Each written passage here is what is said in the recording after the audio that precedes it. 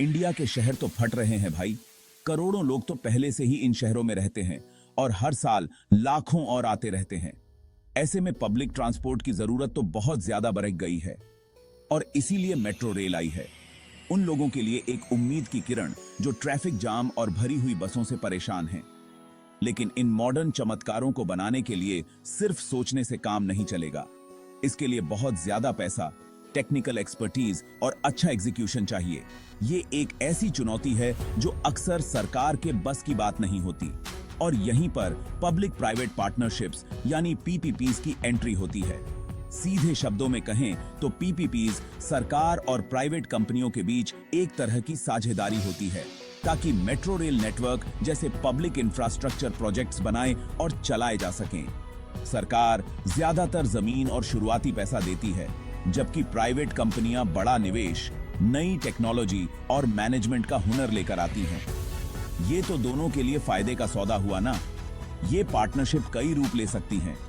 कभी कभी private partner एक निश्चित समय के लिए मेट्रो लाइन बनाता है और चलाता है और अपना निवेश वापस पाने के लिए किराया वसूलता है। दूसरी बार सरकार मालिकी अपने पास रखती है, जबकि प्राइवेट सेक्टर कंस्ट्रक्शन और मेंटेनेंस का काम संभालता है। मॉडल चाहे जो भी हो, लक्ष्य एक ही रहता है, भारत के लोगों को वर्ल्ड क्लास मेट्रो सेवाएं देना। मेट्रो रेल डेवलपमेंट को तेजी से बढ़ावा देने में पीपीपीज की ताकत को समझते हुए भारत सरकार अपनी नीतियों में सक्रिय रूप से बदलाव कर रही है ताकि ज्यादा से ज्यादा प्राइवेट कंपनियों को आकर्षित किया जा सके। हाल के सुधारों में अप्रूवल प्रोसेस को आसान बनाने, आकर्षक प्रोत्साहन देने और निवेशकों के लिए अनुकूल माहौल बनाने पर ध्यान केंद्रित किया गया है। एक बड़ा नीतिगत बदलाव 2017 में नई मेट्रो रेल नीति की शुरुआत रही है।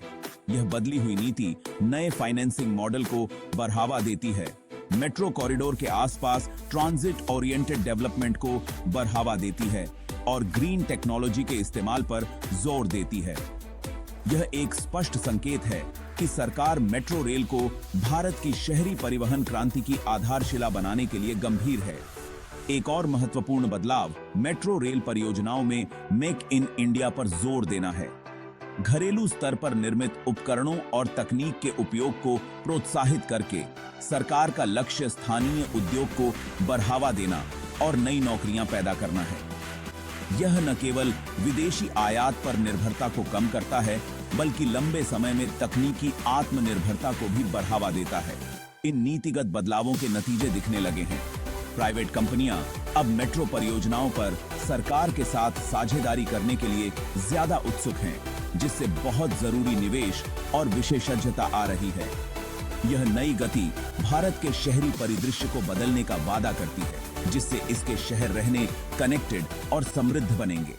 किसी भी अच्छी ट्रेन यात्रा की तरह मेट्रो रेल डेवलपमेंट में पीपीपी मॉडल के अपने फायदे और नुकसान हैं। पीपीपीज सिस्टम में कुशलता और नवाचार का इंजेक्शन लगाते हैं। प्राइवेट कंपनियां मुनाफे और समय सीमा से प्रेरित होती हैं। काम जल्दी पूरा होगा, बेहतर क्वालिटी का इंफ्रास्ट्रक्चर मिलेगा, सरकारी खजाने पर बोझ कम होता है। सरकार अन्य आवश्यक क्षेत्रों के लिए संसाधन मुक्त कर सकती है। हालांकि पीपीपी मॉडल जोखिमों के बिना नहीं है।